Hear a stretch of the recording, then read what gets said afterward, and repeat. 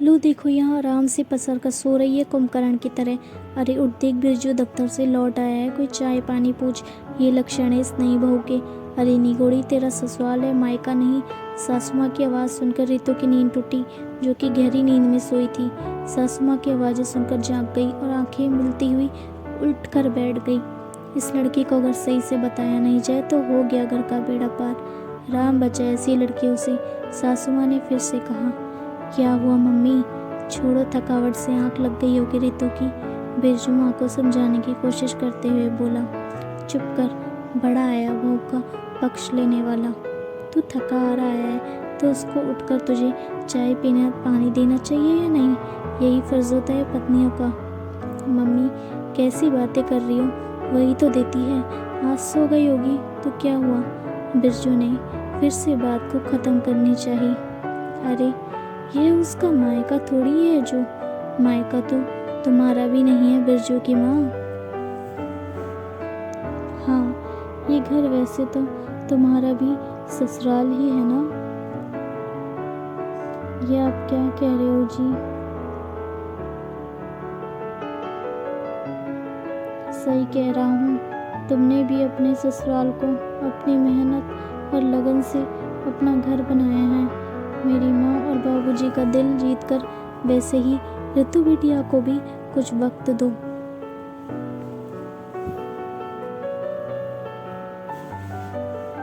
और ये क्या है?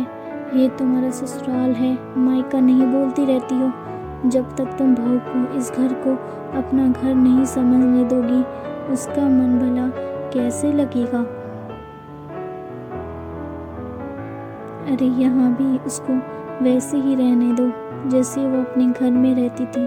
फिर देखना, धीरे धीरे सब समझने लगेगी। अभी थोड़ी देर पहले मुझे तुम्हें चाय देकर गई थी ना, तो हो सकता है थकावट से आंख लग गई होगी। हाँ हाँ, चढ़ा लो सिर पर तुम सब, लेकिन बाद में पछताओगे देखना, जब ये अपनी मनमानी करेगी। ये कैसी बहकी बातें कर रही हो तुम? यहाँ जन्म लिया, बचपन बीता, उस घर परिवार को छोड़कर यहाँ हम अजनबियों के बीच आए, जिन्हें बहुत मुश्किल कुछ ही दिनों से जानने की कोशिश कर रही है।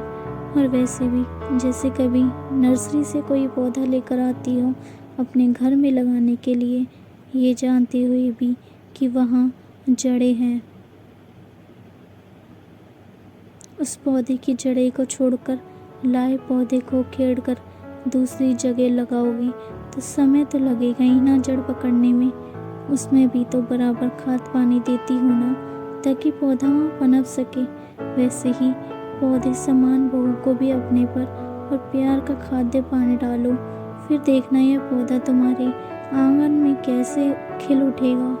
इससे पहले सासू माँ कुछ कह रही तो बीच में आकर बोली, मम्मी जी आपके प्यार अपने पर मैं सब कुछ सीख जाऊंगे, बस बेटियों की तरह अपनी आंचल की छांव में रख लीजिए।